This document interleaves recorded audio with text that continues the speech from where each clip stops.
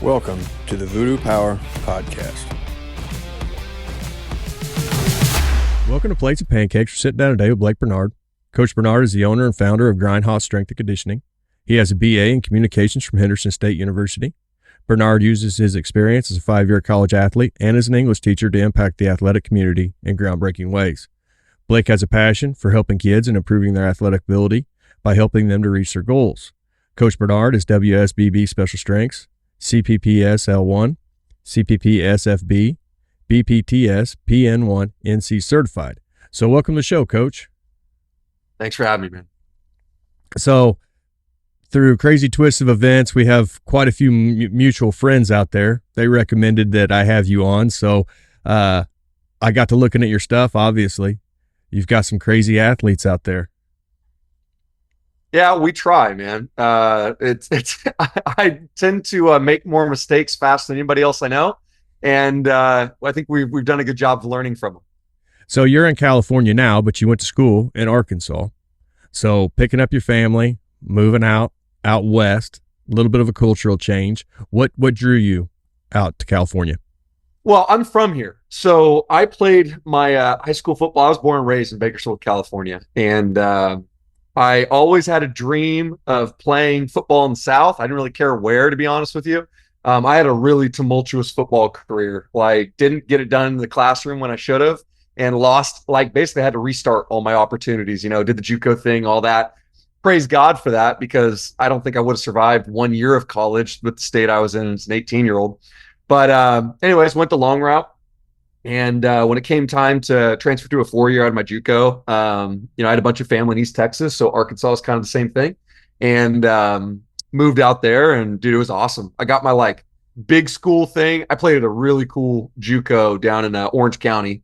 So I got my best college experience going to USC parties and all that kind of stuff there. So I didn't really need the big scene when I went to Arkansas. So I went out into podunk nowhere, basically in the middle of the woods. And that was so cool, man. So got to play for a very winning program. They're in the Division II playoff every year. And so, got to do my thing, and then came home, got married, became a high school teacher. And then this kind of fell in my lap, and it's been all gas, no break ever since. So becoming a teacher, what led you down the road of English? That doesn't seem like that fits looking at you. So what drew you to English? Oddly enough, it's always been my strength. So I was a liberal arts guy, you know what I mean? But in college, I still didn't know what I wanted to do. I'd just been an athlete my entire life, to my detriment, and never gave any thought to life after sports. So that's one of the biggest things I preach to my kids now is start thinking about what you want to do, how much money you want to make, that kind of stuff. But long story short, every college counselor, they're going to take the biggest, meatiest guys and make them comm majors, because they're we just need you to be eligible, and so ultimately that's what I did. And then I come from a long line of educators, college administrators, high school administrators, all that kind of stuff. And so it was kind of natural for me to find my way into a classroom, and it just so happened to be English because the comm units transferred, is that. So it all worked out, man. I loved it. Absolutely loved the classroom. I wasn't that English teacher that thought my subject was the best thing ever, or the most important part of their lives or anything. It was freshman English, but it gave me a cool opportunity to kind of challenge them, teach them a little bit about persuasion, sell or be sold kind of a deal. My freshmen probably thought I was nuts, but I just tried. It was a cool outlet to kind of provide some lessons to them that I've heard since, kind of helped them as an adult, kind of cutting through the BS through language and things like that. So it was cool. And there's a lot to that, getting to the meat of it and cutting through the BS and just teaching kids what's really out there and not some utopian world that they're getting ready to exit high school and live in. Absolutely, man. I was just yeah, we can talk about, writing good fictional stories and conflicts, climaxes, and things like that. But our end of the year project was always to pick apart what they're seeing on social media and try to decipher the messages being given to them.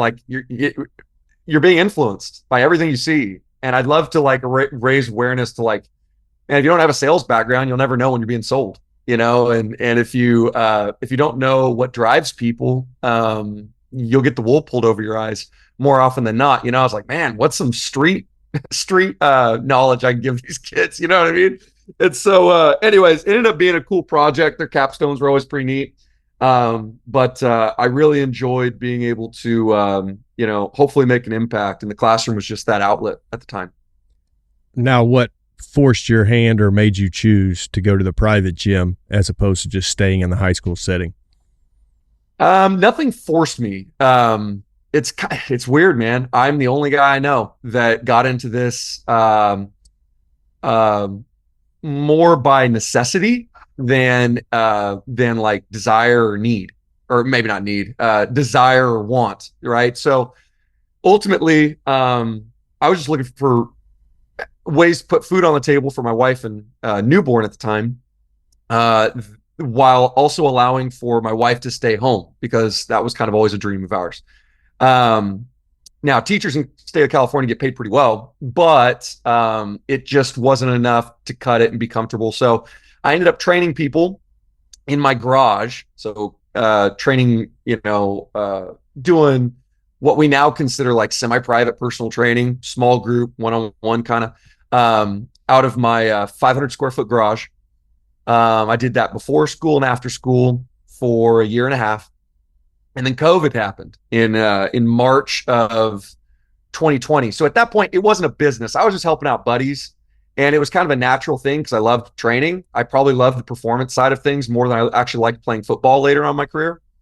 And as a result, being the only 250-pound English teacher with a six-pack on campus, people like ask me what I'm doing. You know what I mean? I'm the first person in mind when they're like, hey, could you write me a program? So naturally, I just turned that into like, yeah, I can help you. Why don't you come to my garage kind of a deal? And so I had been doing that, but it wasn't a business. It wasn't Grindhäus. It was kind of just like a hobby more than anything. And then when COVID hit, being a teacher, we weren't in school, and neither was anybody else in our district. We're home to the largest high school district in America, actually.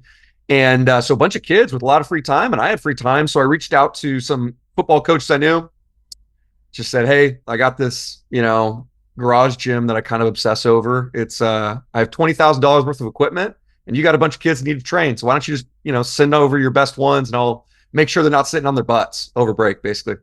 So 2 weeks turned to 4 weeks turned to 2 months, and we're still not in school. We're getting to almost summertime, and it's now like May, and we're like, man, we're probably not going back. So might as well retest, kind of see what the fruits of our labor.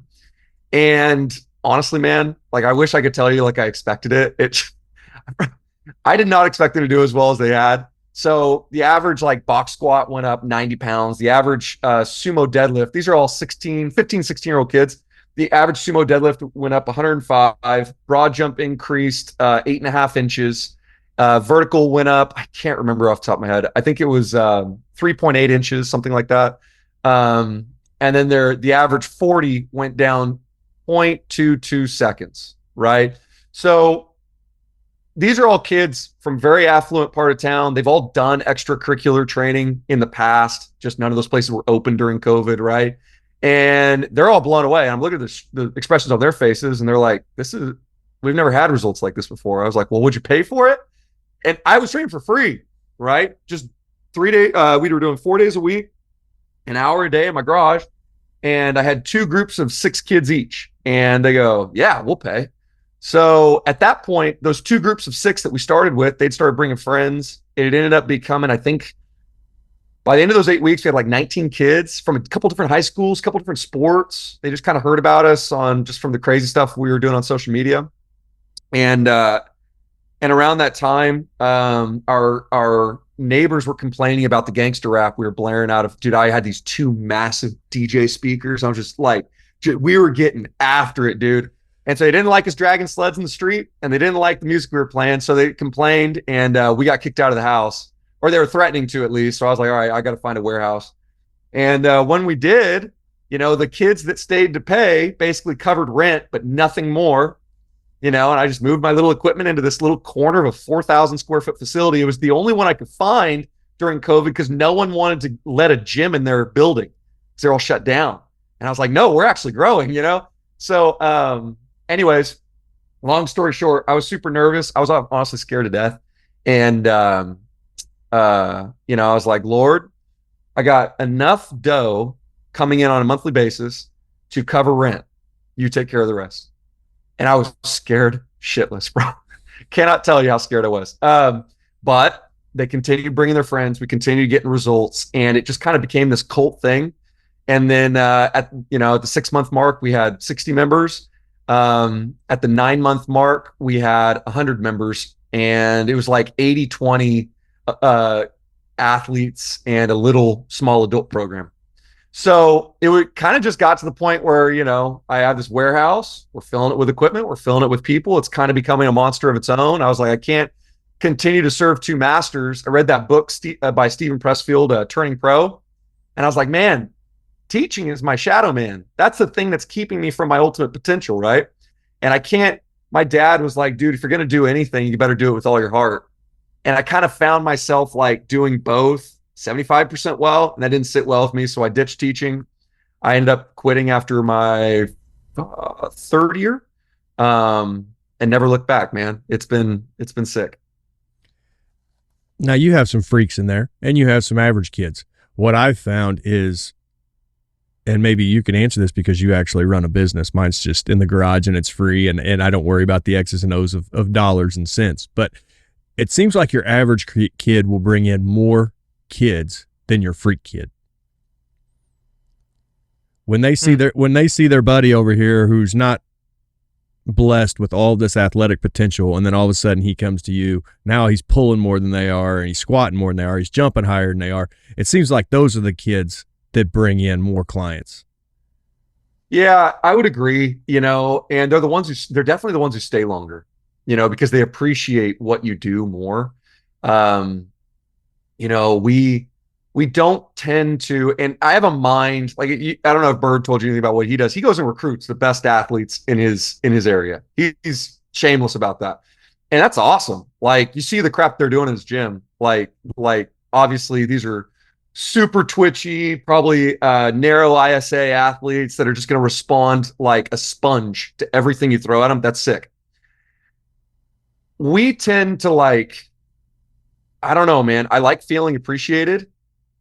And I like the kids that enjoy the community aspect of it. And maybe we're more to them than just a performance outlet. Like kids who maybe needed a family, kids who maybe needed friends, kids who maybe needed some sort of like fulfillment, or wins, like you can't always guarantee that these kids are like being encouraged and propped up at home.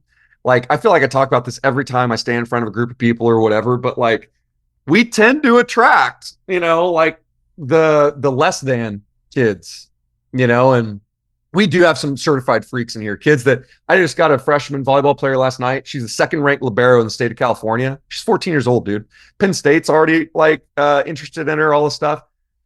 For every one of those, we have 10 schmoes. You know what I mean?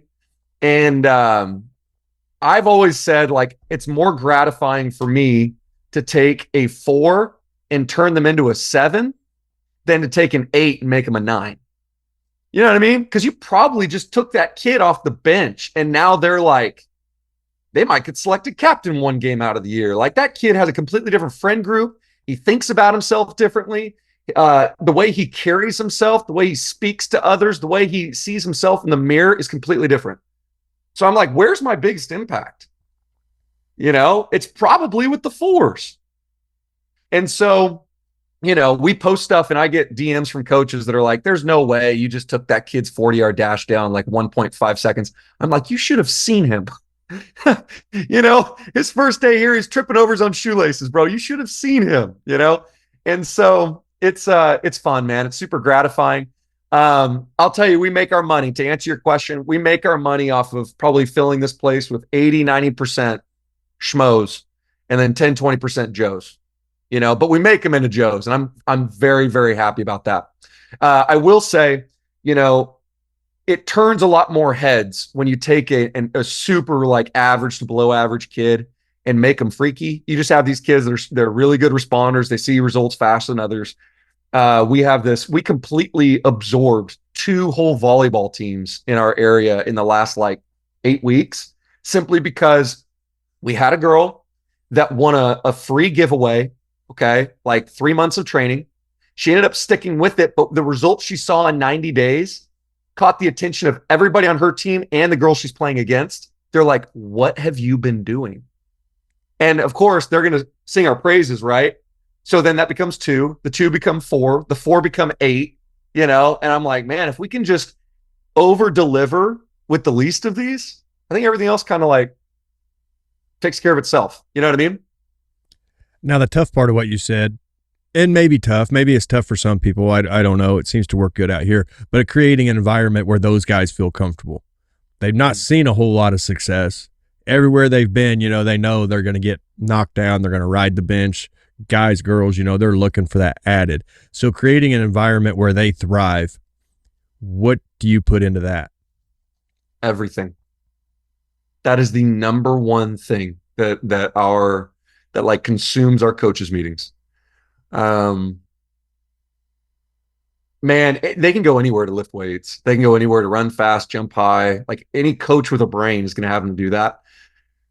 What no one can duplicate is our culture, and that's what makes us unique. And we sell a product all on its own. Like we are the most expensive in our area, and proudly, because we do something that no one else can. We are so detail oriented in terms of making everyone feel appreciated and like they're getting a one-on-one experience no matter the setting.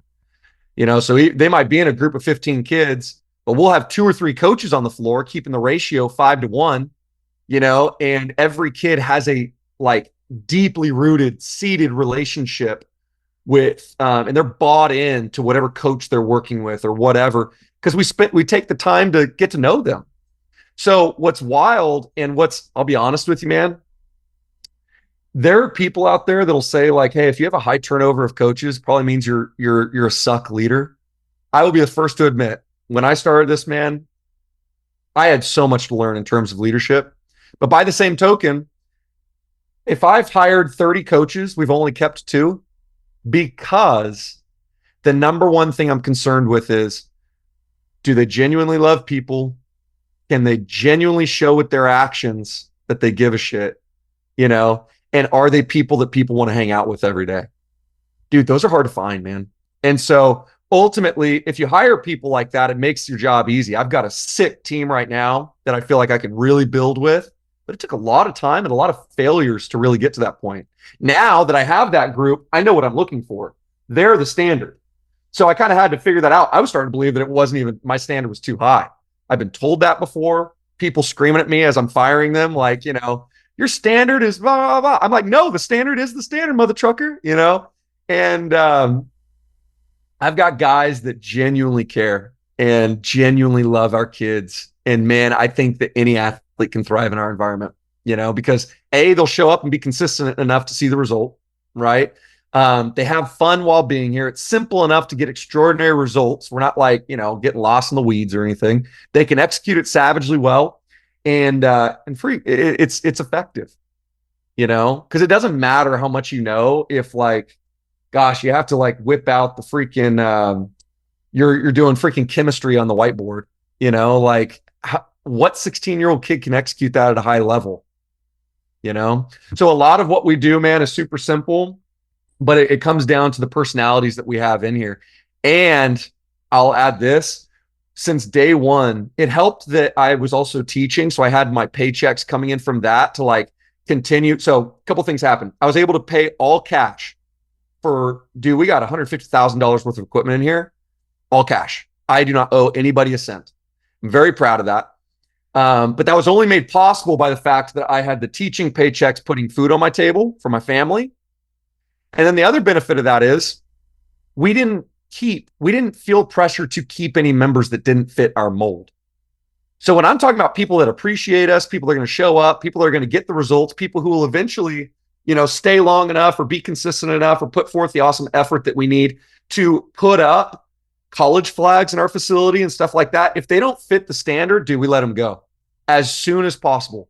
And I was like really brash with that. I'll be honest. I ended some relationships probably sooner than I should have. But I was so hyper focused on like building something special that I can tell you 3.5 years later, dude, we've got something that like everybody talks about, you know? And when people leave, I'm 1000% cool with it because I'm like, dude, they didn't fit. You know what I mean?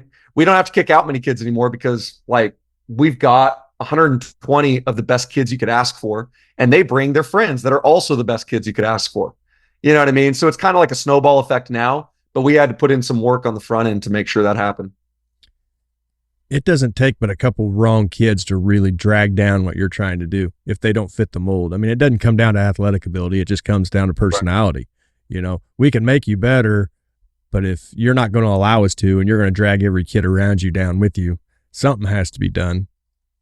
Absolutely. It's funny. We always use these values to like sift through our athletes. And like, it was kind of like I just determined like, this is our ideal client, like our avatar. I figured it out from marketing, right? I was like, these are the characteristics they show. And what's funny is I had such a hard time for years, dude. I could not nail down our core values as a business. They were right in front of us the whole time. The thing that we were using as a thermometer for our athlete base was actually the core values that I care the most about and the things I hold my coaches to. So those were our core values all along. I just never put them on the wall or anything, you know? Those 3 core values though, our attitude, that's just having a growth mindset, being here ready to work and get better every day. I don't care. Like we get scrubs in here, dude, but they're scrubs that are pissed off because they're not where they want to be, you know? And so attitude's number 1, effort's number 2, because no one can take that from you. And consistency is number 3. Those 3 things show me that you're bought in and you care, you know? And those are the things that we, you know, I'm really big on like, I can't expect anything from anyone. I'm really big on accountability and ownership. But I can't hold somebody accountable for things they have no control over. Those 3 things they have all the control over. And there aren't many things like that in your life. You know, life happens, but dude, your attitude, your effort, and your consistency, those are things that only you have control over.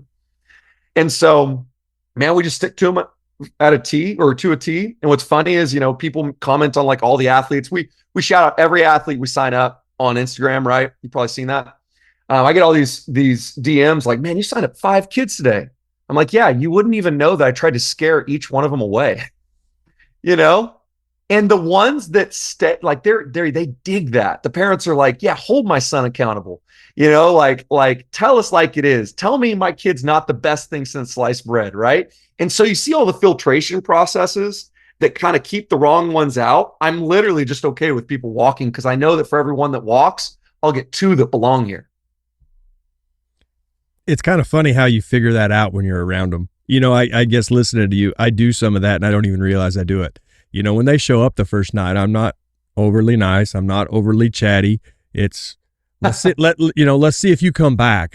Yeah. If you really want to be here, then we'll start working towards that. But if somebody just talked you into it, I'm not going to talk you into it, because if I have to talk you into it, this fit isn't right. Man, that's so true. That's so true. And I think people need to be more comfortable with just saying, hey man, it's not a good fit. You know, because at the end of the day, you think back to this. I was burning the candle at both ends with 2 jobs, right? Like, I'll be damned if any group of kids ever makes me feel like I hate what I do. I just can't imagine being, and you know them, you've probably had them on your podcast, coaches that are genuinely burnout, good coaches that impact people. But for one reason or another, you know, something or someone got in their life that just robbed them of that joy of coaching or whatever they do. What we do is just it's such a cool gig. And I was like, I want to preserve that for as long as I can. I'm not going to allow poison in my gym that could poison me. And then I go take that home to my family. Yeah, right. You know, if you can't tell, I love what I do, bro. It's the most fun job ever. And you really brought up something, and I have talked to a couple other guys about this, is you can't be the rah-rah guy all the time. It just pulls you down and drags you down. Your athletes have to carry the program, and you're there as part of the ride. If you're the one conducting the whole train and bringing all the emotion and bringing all the desire, yeah, you'll just get beat down and you won't want to do this anymore. I can tell that obviously you don't have athletes that are doing that to you, because yeah, you're super excited about what you do. And some do make it through the filters, but they don't last long. And it just is what it is. The unfortunate thing is I don't know how replicable this is. I get asked too a lot, like, are you going to franchise it? Are you going to grow? You want more locations, that kind of thing. I'm like, man, so much of this is kind of like innate, like I worry about the things you can't systemize, like systematizing, kicking kids out. You know what I mean? Like, imagine that being in an SOP for a manager. That'd be kind of strange, but I don't know, man. I think that's the biggest thing I work on my coaches with is just, ultimately, it even goes to my coaching staff. The more coaches I have that fit that mold, that fit that culture, if I bring on the wrong person, I want to have such a culture of like radical candor that they'll be like, Blake, that person does not fit. And be okay with telling me that. Like, I want to be called out too. If I made a bad decision, like, I want my team to let me know, not let that thing fester for 3 months. I can't think of anything more. I've seen it just destructive in an organization. Now, with what you do and the way you're talking about the kids and the way you're talking about the coaches and the interaction, how do you maintain intentionality? How do you stay in that moment and not get lost? You got a business that you're running in your head the whole time, yet you still have athletes that are coming to you to get better. How do you stay right there with them the whole time and not get lost? Intentionality. In what regard? Be more specific. Intentionality with like the culture aspect of it, or the being in the moment. You know what I mean? Just being right there, not letting the other things of the business carry you away from being right there coaching. I understand. So, full disclosure, I don't coach that much anymore. It ultimately pulls me away from, and this might sound blasphemous, but it pulls me away from the things that only I can do. In an organization like ours, coaching is actually, it's funny. There's a dichotomy because it is the single most important thing to do. Like if you don't have good coaching, there's nothing to build on. That's the foundation. But by the same token, it's also the lowest value task, right? Because if you're talking about growing the business, then really, all the extracurricular stuff, the stuff that happens in the offices behind closed doors, that kind of stuff, that's the stuff that makes sure that we have kids to train in the first place. So it's kind of, it's this weird dichotomy. It's the most important and it's the least important at the same time, right? Ultimately, I spend the majority of my days learning how to better lead my staff and better preparing them to be better versions of me. I don't want there to be any drop off when I step off the training floor and next man up, guy who steps in my place, who just finished his 90-day internship, he's better than I was after 2 years. I love that. And so to answer your question, I have to be careful if I'm ever coaching and the intentionality is not there, if I'm not present in the moment, that was actually the first sign that I shouldn't be coaching anymore. When I was too busy thinking about, I got to get this email off, I need to speak to this coach, I need to do this, I need to build this relationship, I need to, record such and such podcast or whatever. When I started focusing on those things, I knew that coaching was not the thing. And I was like, okay, someone needs to take this over where this is their one thing. You know what I mean? So all that said, my nose is still in freaking super training on a daily basis. And I'm still reading all the books and doing all the stuff. Cause again, I have to be educated so I can stay with trends and all that kind of stuff. I still do online coaching and all that, but, ultimately I think we all work best. And that was the lesson I learned from teaching. That was my shadow man. Like that was my idol taking my attention away from the thing. It was a thing taking my attention away from the thing. And I have to be humble enough to pass on what I've created, and then focus on the next task at hand. That's building a badass staff. So that's where I get most of my enjoyment from now is raising up dudes and guys and gals who are better than me. That's like my real passion, man. Now, you just talked about super training. Going through all your certs, you have the WSBB, so the West Side Barbell Special Strengths certification. I was wondering, does that follow along pretty close with his book, with Louis' book, Special Strengths? Such a loaded question. Super training is a PhD level book. Right. Special strengths is not, right? So, right. So I get that. He takes, so Louis grabs, you go to the bibliography in the back, right? The works cited page. He draws from many more sources than just super training. However, yes, it does reflect a lot of that stuff that's said in there. You have to understand too, like that's never the first book I would plop on somebody's plate if they said they wanted to read or train athletes. I think special strengths is boiled down to more like application, and like, hey, these are the things that work for us and are very consistent in their results. Super training is where you go for like a lot of theory and well, I shouldn't even say that. A lot of it's proven as well. But you can get way outside your depth in super training, right? So yeah, Louis, I mean, that's one of the first books he recommends, but it's not the first one, right? I will say this, the two that I recommend the most to my coaches, like if they're like, hey, I just love strength, I want to deal with power lifters, strength athletes, power sports, I'm like, cool, go read. I do like Westside Barbell Special Strengths, but then I also like, just for an even simpler version, I love Nate Harvey's Conjugate U, because that's what I used with those guys in my garage, and if you haven't read that, dude, it's an awesome resource. Nate's a wonderful dude, by the way. He's talking about guys who have a heart for helping and teaching. He's one of them, man. And so, and he'll answer whatever questions you got on that stuff as well. Now, taking that to the floor, you work with all athletes. How general can you keep it before you have to really start getting specific skills? Or do you let the high school coaches take care of that and then you just develop general strength? Yeah, so our system is athlete specific, not sports specific. We do not get into sports specificity at all. Until they've been in our program for like 3+ years, they're ranked at their position locally and probably in the state as well.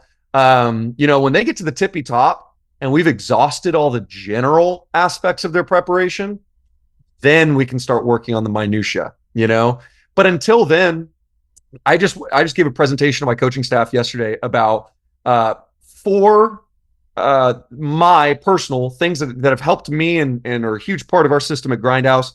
Things that the 4 main ways that I personalize programs, like you can individualize training. Okay. Those 4 were, again, has nothing to do with sport. Number 1 is,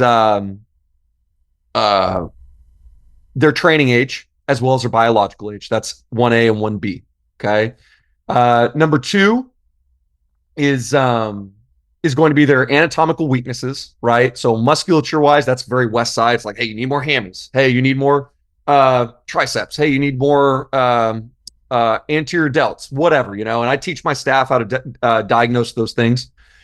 Number 3 is muscle fiber type. I think that's a really simple way to optimize volume prescriptions for athletes. And then 4 is infrasternal angle. That's something I first heard from Joel Smith. And then I went down that rabbit hole, and it actually makes a lot of sense. It's kind of how we've always classified guys as like, hey, that's a strength athlete and that's an elastic athlete.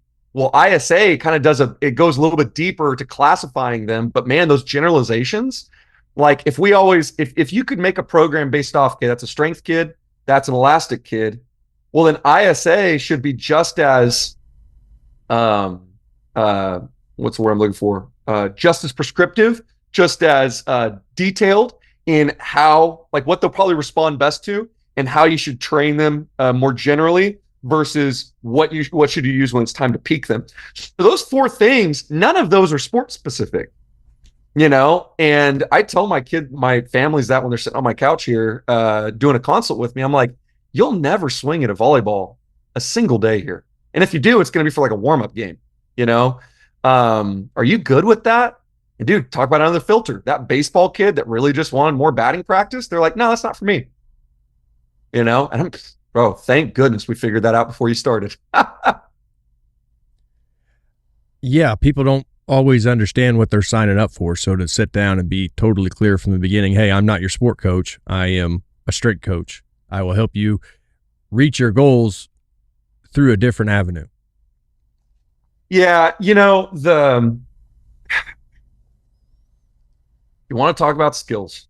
Sprinting is a skill, jumping is a skill, lifting is a skill, throwing med balls is a skill.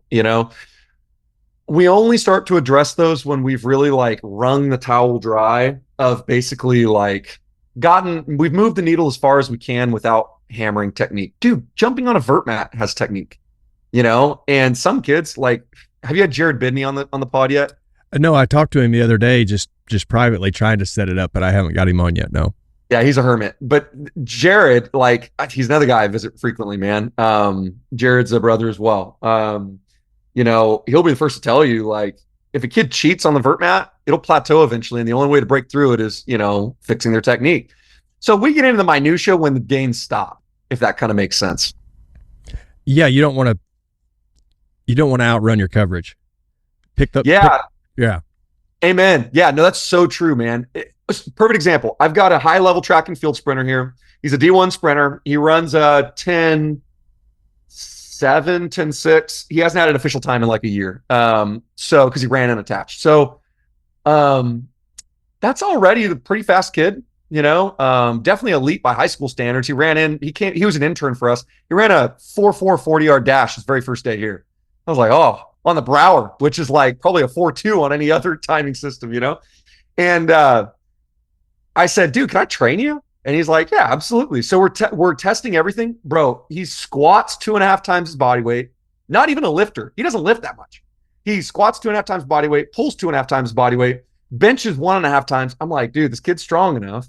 So let's look at some other things. His vert, 33 inches on his first day. I was like, okay, that's an issue.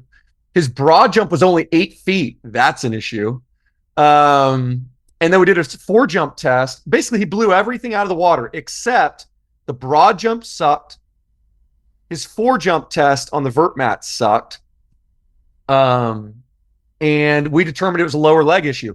So basically, his entire program, 75% of his program, revolved around just to be a well-rounded athlete, you need to train this way. But that other 25%, and that's a large amount, right? A quarter of his training revolved around developing a better foot. He cannot get on the ball of his foot. Okay, so I'm like, okay, that's stunting your speed. His broad jump, we've been working on that.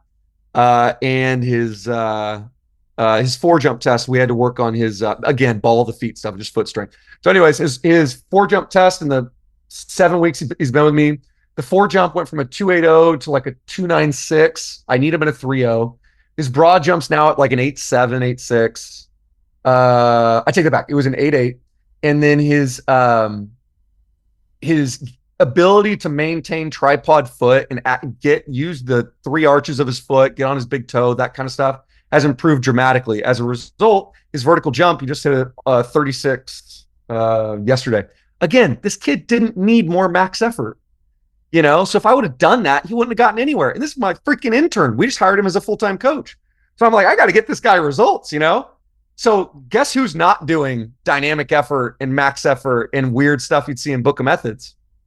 Not him, It's kind of weird how that all works out. Well, to succeed in your business, your athletes have to succeed. Otherwise, you're running a failing business model. So finding the weaknesses and shoring them up. So what did you do? What are some of the things you did to help his foot? Man, are you familiar with Cal Dietz's ankle rocker? Spring ankle, yeah. So have you bought that course? Yeah, I had Cal on the show a while back, and man, he dug in deep on a lot of that stuff. And I'll tell you what, you want to talk about just a great human. I was nervous about having him on, because he catches a lot of attention, and you never know how those people are going to be. Genuinely one of the best humans I have ever talked to. He'd give you the shirt off his back if it made you a better athlete. So, yeah, that's my plug for Cal Dietz. But Did you think the spring rocker helped? That's a big part of it. And I just think it's so simple. You can live in that first, like, I think it's like the first 2 or 3 modules of that course. I'm like totally plugging him right now. And I'm glad to, because like you said, he's got a reputation that he just helps people, man. We lived in the very rudimentary steps of just like, hey, let's learn how to do the ankle squats. Let's learn how to, we need to be able to hold good positions, do some lower leg ISOs, things like that. Giving him functionality in his big toe again, a little bit of RPR stuff helped. And, it was super obvious too. I knew there was something going on with his feet when he could not land a broad jump. So he's jumping 8, but he's stumbling, I'm like, dude, this kid, like, he's got the strength. And even like the eccentric strength, he's awesome on like altitude drops, all this stuff. I'm like, there's a leakage here. And I'm just going to start at the floor. Lo and behold, he had 0 toe mobility. And he could not. So if you watch him run, I filmed him from like dead on, and the guy, like if you check the tread patterns of his shoes, the outer sole, his pinky toe to his heel, is worn to shit, and that's just where he lives for like the first 50 yards of his 100-meter dash. And so I was like, okay, all right. So I may never get him off his pinky toe. How he runs is how he runs. But if we can work on, and another red flag was the first time I ever had him do sled drags. Like the very first conditioning phase of his training, man, we did a lot of sled drags, and they lit up his tibs and calves. Like he almost couldn't walk, he was like waddling around like he had to take a shit. And I was like, dude, what's going on? He's like, dude, those sleds obliterated me. I go, okay, there's something going on here with that lower leg, And so anyways, that's what was holding back his ankles on the 4 jump test and all that stuff. So when we started doing the mobility, RPR, all of that, had him do a lot of, simple stuff like jump rope, single leg line hops, hops over objects, but keeping it all on the ankle, just giving him more functionality out of the forefoot, right? It improved his mid stance. His fly times got better. We haven't retimed his 40, but he just hit a 9.6 fly 10, he's an awesome accelerator, not great at top end because of his mid stance. And then with the broad jump, what we did was, he has a hard time getting his glutes into him. So, had to bring up his glutes a little bit, but his hamstrings, he can do 5 unassisted Nordic curls. So I'm like, that's not the thing. The more action we gave or the more strength we gave his lower back, the juice to his glutes, the better he did, but I still think it was his ability to get in triple extension on that toe that I think made the biggest difference in him. So to take it further down the Cal Dietz rabbit hole, being we're already here, and now you're talking about the glutes being a little lazy. Cal gets real big into that big toe is what fires the glutes first to make everything work. So I suppose you would see more glute engagement the more you get him rocked up on his toe. Do you feel like that's pretty accurate? Absolutely. Absolutely. It's like, oh man, if I just looked at it from, that upper right quadrant of what I said, like the 4 ways to individualize a program, if I'm just looking at his muscular weaknesses, bro, I wouldn't have found anything. I'm like going down the,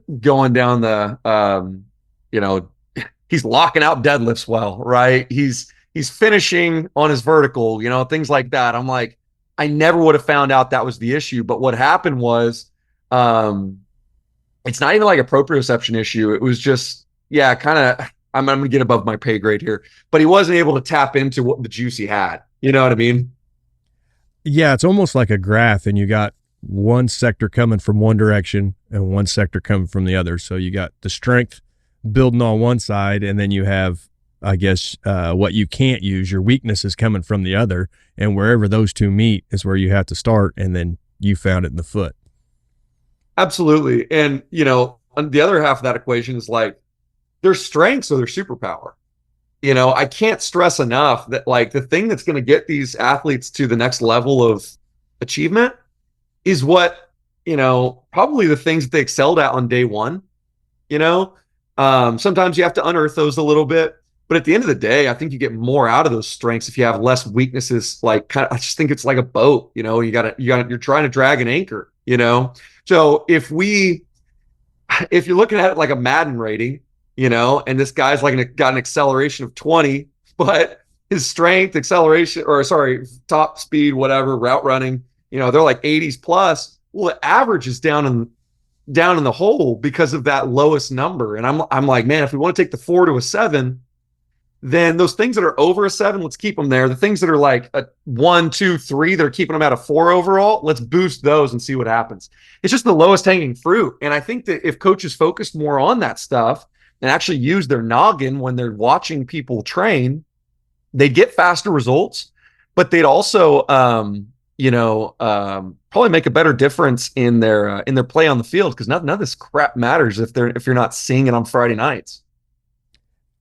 Right. Yeah. How do you explain your program's working when there's no evidence that it's working? True that, man. Yeah.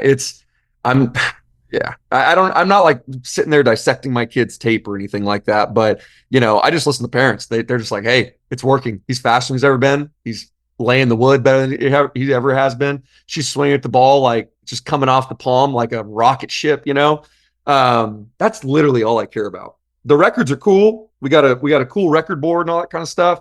Man, I mean, early on, I glorified that thing probably more than I needed to. Now I'm just like, man, how are they playing? And do they believe it came from here, or do they think they got it from, whatever they did with that coach with the ladders at their local park? Yeah. At the end of the day, they have to believe that it came from you, or they're going to quit coming. They're going to go see the guy with the ladders at the park, like you said. Absolutely. So now you see a lot of this. I think now we live in an aerobic society, even though we play anaerobic sports. The Eastern Bloc, when Russia, Germany, all those guys were coming up with what they did, they managed to separate it and not be so condition based and be more explosive based. How are you able to manage both sides of that coin? Because they're going to go to their sport coaches, they're going to get ran, you're going to build their anaerobic strength, but somehow you have to have them prepared for what's coming. Yeah, that's a great question. This is a really hard one to teach young coaches. This is actually the biggest reason why I don't hire bodybuilders, because they want to obliterate people. I also don't hire like guys that are fresh out of the Marines or something like that. They're all gung ho. They probably just want to murder people. I'm like, no, that's going to be really bad for my athletes. You have to be responsible, and general rule of thumb, you can't do any harm to the kids. So if you take that to heart, then we should always stay within the bounds of like whatever their capacity currently is for loading, for conditioning, for workload, that kind of stuff. So there's kind of an art to this, but the simplest way I've found to implement, capacity-based loading or training principles is just probably the most common auto-regulatory practices you've read about. Like we love our VBT units. We have freaking 7, 8 of them at Grindhäus, half for Tendos, and I actually really like our Vitruve units. Love them to death. We record all of our jumps. We're always going for measurements. Same thing with our sprints. Same thing with our lifting speeds. And sometimes the simplest way to auto-regulate training is just to use a drop-off. Like, hey, depending on the frequency scale of their training, we can say like, hey, you're going to be doing lower body, you're going to have another intense lower body or upper body session here in 3 days, whatever. Based on that, if you drop below 5-6% of your best set for the day, and it's probably time to shut her down.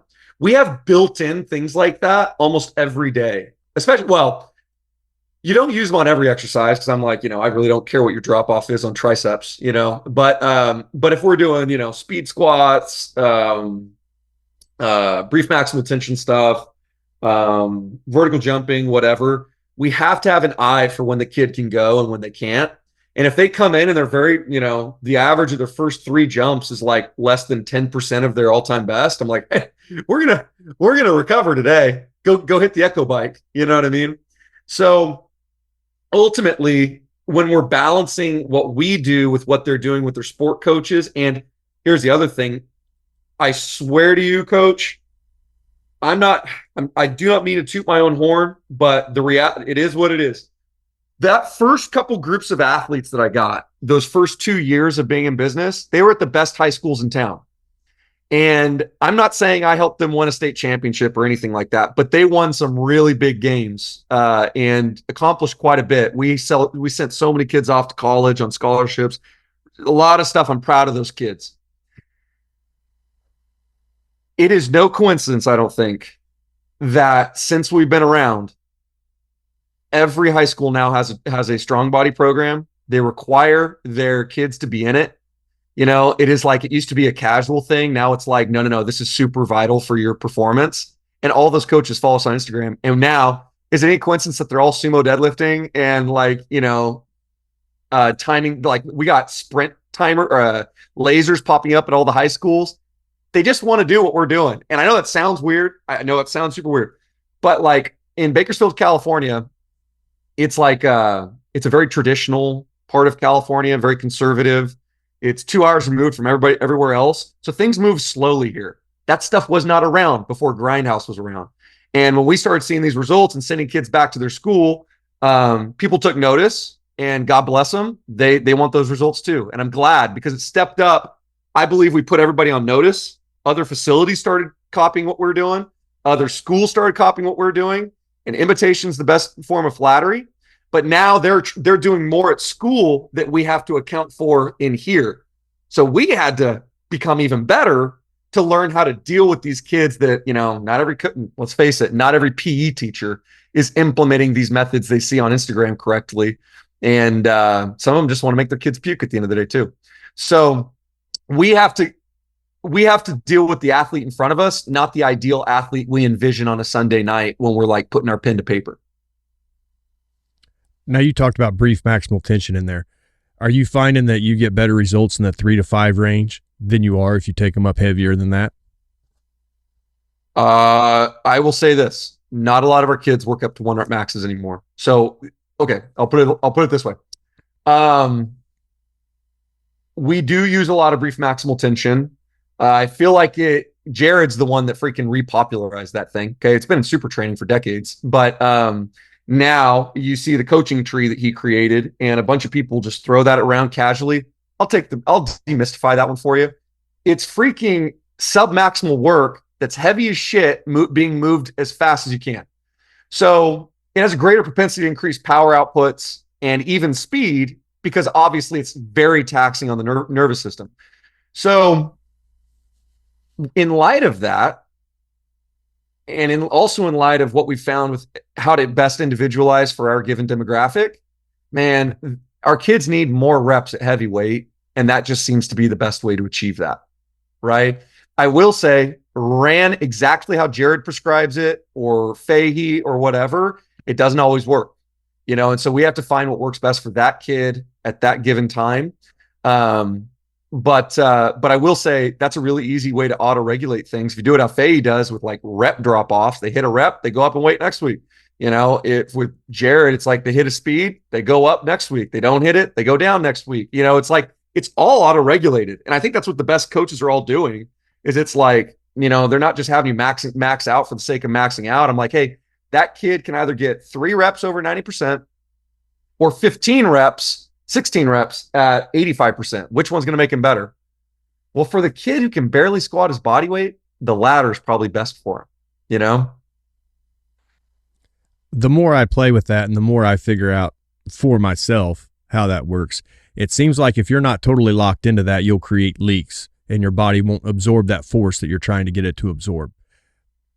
How do you get a kid more shored up where he's firing as much muscle as possible in those brief maximal tension reps, where they're just not going as fast as they can, but they're not absorbing the force to put back in the barbell? Does that make sense? Explain the absorbing part. Okay, so you watch a kid and maybe he's come in for the first time. He hadn't done much high velocities. And you watch them, they come down super fast, but when they come down, they're loose everywhere. Their back's loose, their triceps never tighten. That weight's coming into a very loose body. And now they have to reverse the weight and go back up. Well, Newton's law, an object in motion How do you get it where the body's absorbing the force to put it back into the barbell to increase reversal strength as opposed to letting the weight just shed off of them? Almost like, let's say, a depth drop. When you watch a kid depth drop, when he gets too high, he can't absorb the force. His butt drops, let's say. Sure. So, number one, I love depth drops. Okay. Dealing with collisions, is vital to being an athlete. And that's one of my favorite methods to develop control as well as awareness of what your body's doing, in a dynamic way. That's what I give all my least coordinated athletes, and they seem to get a lot out of it. So I like using the box squat as an example of this. You see kids plopping on the box and just totally abusing that thing, and they might pause on the box, but they just crunched on it so hard. You're like, man, you're not getting the total benefit from this exercise. Same thing with plop, like they're trying to rebound off their chest, whatever, on a bench. I teach our kids to squat as if the box isn't there. Because if they continue plopping, the box squat will not transfer to the regular squat, right? And again, we're probably leaving a lot of time under tension out of the effort. Going to result in less gains. Okay, both myofibrillar and sarcoplasmic hypertrophy are being left on the table. And then, man, there are some coaches out there that let their kids do that, and I think it just looks like dog shit. So part of it's a pride element. I'm like, dude, I want my kids to go off to college, and those, strength coaches or whatever are like, where have you been training? And I want that to be for the right reasons, not where have you been training because this looks like dog shit. You know what I mean? So ultimately, if we can't do it under control, I'd rather not do it at all. In the long run, the sooner you adopt that, hey man, it might hold your record board back a decade, but you have to be okay with that because I think we're doing right by our people. It's kind of the same. Like, I'm not box squatting. This is really weird. We don't box squat our youngins. Whereas most, coaches are going to be like, no, that's the easiest way to teach it. And I'm like, yeah, but they're going to show up to 8th grade weight room or freshman year, high school, whatever. And they're not going to box squat there. They need to be able to hold their own and feel confident doing it. So we start them free squatting, and they have to show control doing that. Cause I can't trust them with a box squat if they're just going to plop on it anyways, So long story short, it's kind of even like how our approach on, the whole trap bar versus straight bar deadlift debate. Like, I'm going to teach them the hard one first because I know the trap bar is going to add 100 pounds to their max. So like, let's limit that top weight and make it as difficult as possible first. That way, when they get into this, glorified squat position with the trap bar, they're going to get more out of it because they did the harder thing for so much longer. And I've asked a few guests that question here lately, so I'm sure it'll pop up as people's watching. They're like, why does he keep asking this question? I'm stuck in a rabbit hole. You know what I mean? In all the reading and everything, and I'm trying to figure it out for myself. So I'll keep asking guys and figure out what they say, and then trying to put it all together. It seems like the tighter you can keep your athlete in every movement, the more it's going to show up on the court, on the field, sprinting. That's kind of where I'm looking. Yeah, man. I mean, ultimately, we're looking at like, it's the mobility versus stability conundrum. It's like we need both, but the only way to, or the best way to develop stability is taking advantage of things like, dynamic motor control, using the weight room as a controlled environment to train co-contractions, all of that kind of stuff. The whole thing's got to work as a unit. The awesome thing about depth drops is, and altitude landings, is that when you put on the brakes that fast, it forces your entire body to work in a synchronous way to basically say, whoa, pump the brakes. Like, if I land, it's not just my quads firing. It's the quads, the hamstrings, my calves, my Achilles, my freaking, my whole spine. I feel it up to my neck. You know what I mean? And that's the way sport is. If you can't manage collisions with your entire body or create collisions with your entire body, you're probably going to leave a lot of potential on the table. So ultimately, I don't think that, lowering a weight under control with a prolonged eccentric or anything like that is like profound to increasing, what's the word I'm looking for? They might not like double their results from an exercise by doing that. But what I do know is that we have to leverage the weight room for what it is, and it is the most controlled environment that they can use to boost their performance. If you toss the control part to the wayside, then what are they doing with you that they couldn't just do on the field with a less experienced coach? Like, I want them doing everything like it's an art. I want them to be a professional in here. You ever seen Christian McCaffrey do his workouts with Brian Kula? Dude, that guy's a machine. There is nothing he doesn't look like 10 out of 10 perfect form. And I don't know. I take a lot of pride in what I do. I want every athlete to look like that, you know? So I don't know, mixture of pride, also a little pragmatism, but definitely, think that there's a lot of importance to be placed on that. Keeping your athletes engaged once they're there, keeping them away from their phone, keeping them from getting in a circle over here and talking too much, keeping them focused on the work until you leave. How big of a task is that? Well, we don't do phones anymore. So those stay in lockers. We used to use apps for like programming, like Train Heroic, Team Builder, that kind of stuff. That was the issue. They were always on Snapchat, and I'm like, you're either sending people selfies of me or you're training, dude, and it got a little out of hand. So we ended up just switching to pen and paper, which is a headache for, on the back end side of things. But it contributed quite a bit to our culture. Again, keeping people more focused, right? The staying focused and not getting into like the little groups and cliques and things like that. I'll be honest with you, man. Oh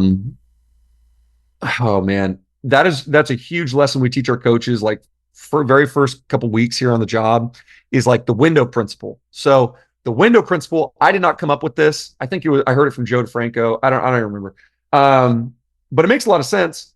Perception's 9/10 reality. So if a parent drives into our parking lot and we don't allow walk-ins, but they come in anyways, their kid does not train with us, but they heard about us and they want to see what we're about. A lot of the times these parents will hang out in the parking lot and look at us through the bay door just to make sure they're in the right place and to kind of see what we're doing before they announce their arrival, right? And I see them. My coaches don't see them. They're not keeping an eye out for that stuff, and it's not even their job to see them. But if that person knows nothing about what we do and they pull into our parking lot, what do they see our athletes doing? And is it representative of the brand we want to be? We want to be the home of hard work, smart work, effective work, high outputs, right? Obviously, there's some rest built into that, like we have to, but we keep all of them on a clock. That's part of the systematizing group training and things like that. Like we got to make sure that we're cracking the whip appropriately and at the right intervals that is conducive to their performance. But ultimately, our coaches carry a lot of responsibility to keep them engaged. You know what I mean? So we keep things as fast paced as the rest periods and stuff like that will allow, while also saying like, hey, we're also going to work you into shape a little bit too. Like if we'll shave those rest periods by 15, 30 seconds just to make sure that you get back in your parents' car sweaty and a little bit out of breath. You know what I mean? Because ultimately that's all they care about. If we say that we're getting 5-minute rest periods, we're going to lose some memberships. You know what I mean?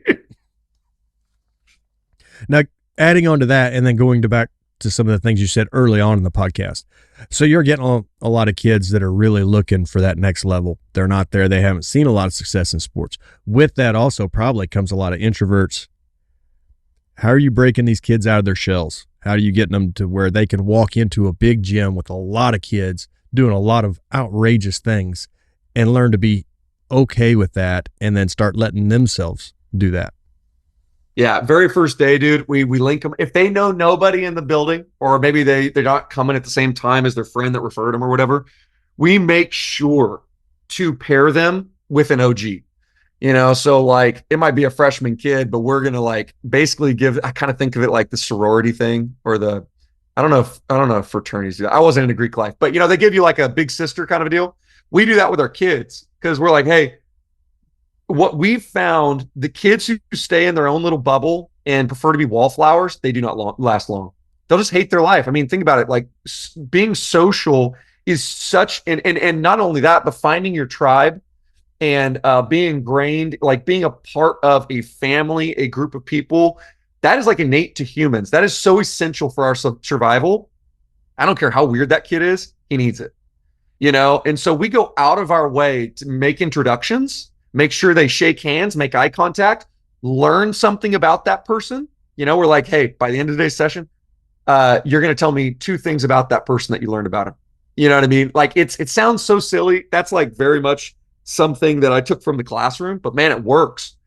There are still kids that don't make a connection, and that's fine. They probably won't make a connection anywhere. That's, or maybe it just wasn't the right place for them. And I got to be okay with that, but I truly do believe we have an opportunity to kind of graft anyone in. I take a lot of pride in that. And the very first step is, man, my coaches, they're very personable, very charismatic, and I train them to see the signs of someone not fitting in so that they can find solutions. It always comes back to, though, forming connections with their training partners. So we don't allow people to train on their own. Even if of course they're all on programs because we coach, but we don't allow like one person to a squat rack. I'd rather have one squat rack with 4 people than a group of 3 and then one in the one next to them. That's something I like. I have a 0 tolerance policy for, like you just don't allow kids to hide, and then we do a lot of team oriented games. That's another part of it. We make them spot and change weights. It's kind of like the water cooler, it's like we're giving them a lot of opportunities they would have to try not to get in a conversation with somebody. And if they do that and they form no relationships, then I feel really comfortable at night. I can sleep at night knowing that we did our best job facilitating that. You know what I mean? So, dude, that also keeps our retention super high. We do not deal with, I do some like consulting work with other gym owners. They deal with like, a recent one we've been getting a lot of, and I think it's just the time of year, whatever, is like retention or not retention. Kids are staying in the program, but they're just not showing up. I'm like, all right, well, did you give them a community that, is fun and engaging and they want to show up too? You can't treat them like adults because they, not only can they not go to a bar on a Friday night with the rest of the gym, but they also think everything's cheesy, so you got to kind of find ways within the session to get them bought in because they're probably not going to show up to your movie night.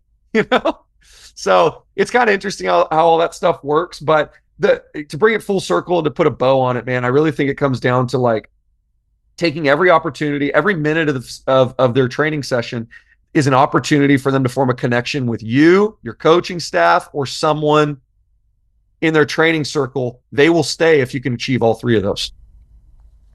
And I know I'm bouncing around a little bit. I'm just kind of working through different things we're talking about. You're talking about all the kids at the rack and loading weights and all that.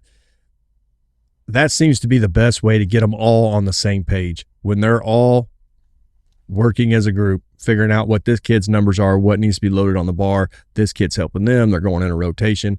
All of a sudden you take a lot of that other crap out of it, where now it's a system and they have a job to do. There's nothing worse, I guess, than if you let a kid go idle. That's when problems start happening. But if everybody has a job to do, it keeps them out of a lot of trouble. It's so true, man. And that's something I really respect about like powerlifting gyms. Working the monolift takes like 4 people, like you got side spotters, someone on the hydraulic, and then the person in there lifting, whatever. Like there's some beauty to that, and people from the outside looking in would never appreciate it. But there is some kind of like, maintaining a ship, everyone's got their job, and it's all hands on deck all the time. I like that. And yeah, we just you don't see a lot of kids with like crossed arms in our gym. Their hands are working constantly. I'll never forget, going back to the, hey, tell me 2 things about that, your training partner that you learned today. One time I asked a kid that and he goes, well, I learned that he squats triple me, and that's about it. And I go, all right, does that piss you off? And he goes, it doesn't feel good. I said, I'll see you tomorrow, So, it's kids say the damnedest things, I guess. Well, and it's amazing when they're working like that and they're working together. You can talk to them and they'll know everybody in the room's numbers. Yeah, what pisses me off is when they don't know their own. Yeah, they'll have to get their book out. Well, I don't know, but they can tell you 4 other kids' numbers because they loaded the weights for them, That is crazy that they don't know their own, but they know somebody else's. It's true. It's so true. Yeah. That's funny you mentioned that. I never thought about that, but now I can literally think of instances where like I'm like, hey, so what do we need to beat today? He's like, I don't know. I'm like, go get your folder. And his buddy behind him's like, remember, dude, you ran a 4.8 last week or whatever, you know? I'm like, dude, is this important to you or not? You know? But it's funny. They can't even remember what they ate for breakfast this morning. So give them some grace. Well, when you get in a good community, that's really a sign that it's not all about them, right? Sure. I can believe that. Absolutely. All of a sudden your training partner matters more in their mind than what their numbers are at the time. That's a great point. Also shows you what they're focusing on, right? Now, I know I've heard you talk about it in your own podcast where people don't know that you do have your own, what is that? It's Haus Blend is one of them. Haus Blend podcast. So it's still pronounced like house, like American House. Yeah, it's kind of gotten absorbed because I took on 2 other podcasts and have no time for my original, but I'm going to use one of the new ones to kind of build off the successes of my first. And I learned a lot from it, man. I actually hate editing podcasts. It's like the worst thing ever. So kudos to you. You've got like multiple seasons, bro. I've not been able to stay on top of it. I'll tell you what, I broke down and I did actually buy some software that made my job so much easier. It knocked the editing way, way down. When I was first learning this stuff, oh man, you can go back and listen to some of those and the editing was horrible. But I guess you got to go through that. That's a growing phase, right? You got to go through all that stuff to learn. True that. Yeah. So my buddy, he owns a recording studio and he's like, hey, we need talent for our media production company. If you'll agree to be talent, we'll do all the editing, all that stuff, the video, all that. I go, great. So that's kind of why nothing's been updated on the Haus Blend podcast. I actually am sitting on freaking 4 recordings from coaches I have a lot of respect for, guys that like, here's some big time names. And I'm going to end up having to release them as like the lost files, you know, because I'm months removed from that recording. I just haven't had time, man. So anyways, yeah, I'll get back in the saddle, but I love doing these things. And where I was heading with that was you're very open about your faith and why you do what you do. But knowing that, accepting the challenge of freely given as you were given to. So taking that on as a role that it's your job to give out all the information that you were blessed to be able to retain, understand. How does that go for you? Man, I'll be honest with you, this might be like my biggest conviction as a coach. I talk about it often. And it's like, you didn't ask me what makes me mad, but I have to kind of preface this by saying, I think there's a problem in our industry with, you know, the advent of like Patreon, paid subscriptions on like YouTube and stuff like that. Even Instagram now has like a way to like release content that's paid, you know, and stuff like that. And the coaches I see doing the most of it are in their 20s. Like, some of these coaches are making incredible amounts of money and more power to them. I'm like, dude, that's sick. You know, you must know something that I don't. But by the same token, they're giving advice and like charging for info on how they trained a total of 80 athletes. And I'm like, I'm 1,500 in. And dude, I cannot wait to hop on calls with coaches for free because, dude, Louis Simmons was one of my direct mentors. Like, I'll be honest with you, I did not call him enough. I visited him in my first visit out to Westside was in the last, I think it was a year before he passed. And so I was an absolute pansy and didn't just pick up the phone before then. You know what I mean? I'll be honest, I was intimidated by it. I was like, man, what do I know? And who am I to hop on a call with Louis? But then when I visited, he's like, here's my cell phone. Here's my home number. If you get a hold of Doris, just call back to the gym and, you know, whatever. He was like, he just wanted to give me his time. And he was arguably the best performance coach of all time. So I just have a hard time wrapping my head around the 20-year-old that wants to charge for this stuff. I'm like, you haven't even spent $100,000 on your own education. You're talking about making your money back? You don't want to know how much money I've spent. And I'm not talking about college degrees. I'm talking about flights and hotels and go hanging it out with the best coaches that I know of, you know, and I'll never stop doing that. But freely I received from guys like Louis Simmons, Brandon Bird, Nate Harvey, Jared Bidney, Michael Fahey, Joel Smith. I cannot, with a good conscience, turn that around. And I mean, what would I be doing at the end of the day? Selling what I learned from them that they didn't charge for? How? I don't understand. You know what I mean? So ultimately, I will do this for as long as I can until I have a reason not to. And when I say a reason not to, that's really like when it takes too much time away from my family, like the people I really do it for, my wife and my kids. I want to be a damn good dad. At some point, I won't be able to justify hopping on a call with someone for free and taking that time away from, the finite amount of time I have with my son and daughter. You know what I mean? Like, I get that. But again, the coaches I'm slamming right now, they're not married. They're still living like frat boys. And these are the most judgmental coaches you'll find on Instagram. The guys who just make memes all day. And they're like, no, my time's valuable. Really? Because you're making memes all day. Slamming other strength coaches. I'm like, I don't get it, man. And so I'm the guy. I don't mean to it's not a holier than thou thing or anything. I don't want to sound the wrong way. But I also don't believe that if you see a problem and you're not a part of the solution, you can't talk about it.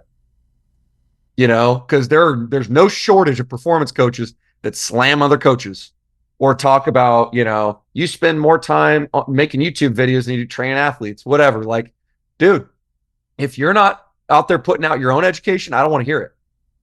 If you're not trying to make this industry better, I don't think you have any place to talk about it. You know what I mean?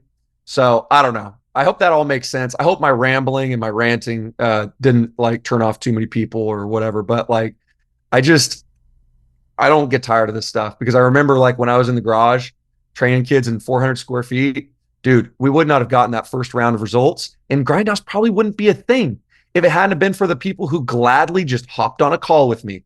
I was just reaching out to guys on Instagram like, hey, want to talk shop? Hey, guess what? I didn't have any shop to talk because it wasn't even a business. Okay. I was literally teach me how to not make myself look like a fool. And guess what? They did it free of charge. Now, talking shop, I could rattle off, oh God, these are popular coaches right now that say that talking shop is like an insult to them. Man, fuck off. That's I'm sorry. I don't even know if I'm allowed to cuss on this. And yes, I'm a believer, but I swear like a sailor, and it's something I'm working on. Okay. But dude, you can tell how fired up I get about this. It's the industry will not progress as long as people are hidden behind a paywall, because there are other coaches like me that are in their garage, and they probably have a bright future and can impact a lot of lives. They may never see the chance if people won't just hop on a call with them, because who knows if they can afford that. Your $300 an hour rate, or whatever. Get off your freaking high horse. I think it's funny because it sounds like maybe me and you have been through the same stuff. I wouldn't have this podcast if it wasn't for a willingness of coaches to come on and just talk about what they do. They don't have to do that. They got other things they could be doing, but they're out there doing just some great things for strength and conditioning. And they gladly come on and talk about it for free. Where would we be in this world if people didn't do that? Yep. Absolutely, man. And what you're doing is smart, right? Because that's ultimately why I first started my podcast and turned into something else. I was like, hey, how can I provide value back to these people that gave me free advice, knowledge, whatever? I'm like, how can I put them, connect them with my greater circle, whatever, who knows? One of my friends might be one of their paying clients eventually, whatever. The podcast was a great way to kind of reciprocate value where money couldn't be exchanged. You know what I mean? And so I think there's a lot of value in that. And it's a huge networking tool to show them that you care. The other thing is, and you may have heard me talk about this too, is I'm really big on, okay, I'll be the first to admit some coaches are really, really busy. Okay. I always suggest visiting first, because it shows them that you're willing to put your money where your mouth is. And if it's not paying them, then there has to be some buy-in. You get what I'm saying? And so I really like when coaches visit, and Louis was the same way, it's anyone that will carve out a weekend, carve out a couple days, come fly out here, stay in a hotel, eat fast food, whatever, sleep in their car, it's man, that person, I will give them whatever they want. You know what I mean? So there is something to be appreciated about that too. But yeah, I hope we're not missing the forest for the trees here. And it can happen really easy. All of a sudden somebody sees dollar signs, where when you look back, I've talked to other coaches about this. It's like, if you're not going to go all in like you've went, how much money are you going to make? So just do it for what you started out for. Do it for fun. If this is not going to be how you provide food for your family, go have fun with it. Talk to as many coaches as possible, learn something, and then maybe get it out there where some other coaches can take something from it. I like that, man. Yep. I'll always take on like the first call or two, respond to whatever DMs, all that kind of stuff. And then at some point, there are some coaches that just want to take advantage. They're like, hey, tell me how to do this thing. Tell me how to get the same results as you, whatever. A coach that asks like, hey, can you share with me your data collection sheet? I'm like, no, I spent a lot of money on that, a lot of time. It's proprietary to what Grindhäus does, but if you want to come out here, I'll show you how it works, kind of a deal. You know what I mean? I'm still giving my time, it's just at some point it's like, no, I do still feel a responsibility to make people work a little bit. And we don't give free handouts in my gym, because I would rob those kids of the ability to learn from the work. That was something like one of my first mentors was Ray Zingler. I paid him freaking $500 a month for like an hour of his time, and he was like, that was back in the garage, by the way. He was like, dude, you can't give free handouts or charity because you will lose the ability to teach them a lesson that far exceeds the weight room. It goes beyond your four walls, man, teaching them how to work hard. Right. And so the same thing for coaches. I'm like, well, why don't you try that? Come back to me. Right. And tell me how it worked for you and I'll help you troubleshoot it. But I need you to go try it first. Don't just ask me they ask me questions, yes or no. I'm like, what do you think? You know what I mean? Because I need them to think critically too. I didn't allow my English students to freaking, just get the whole system. You know what I mean? Yeah, because if people don't have skin in the game, sometimes they'll take advantage of the situation they were able to get themselves in. Absolutely. 100% agree. Well, man, I kept you on here for a while. You carved out some time in the middle of your day, and I truly appreciate it. I had a wonderful time discussing everything you're doing out there. I think it was a really good podcast. I appreciate you having me on, man. It's really my pleasure. I really like that logo behind you too. That thing's badass. I need some decals like that in my gym. Jeez. My wife, she was digging around and she found it, and then we kind of tweaked it a little bit. That way we wasn't stealing somebody else's total design. And then, the Voodoo Power, it come from the horse days when I was still riding colts for people. It was Voodoo Ranch. And then once the gym started, well, instead of just changing everything, then we brought the Voodoo Power over and made it. Dude, I love it. There's a little bit of alliteration going on there too. It just really rings off the tongue well. I think you got a brand in the making, man. That's pretty cool. Who knows? I'm not doing anything crazy to try to sell it, but when people see it, maybe they recognize some good podcasts with some great coaches. I don't know. Sick, man. Whatever you want to be known for. I think you got a lot going for you, bro. Well, thank you very much, Blake. I really appreciate your time, and I know it's the holiday season, so I'll let you enjoy some time with your family. Absolutely, man. Thank you so much.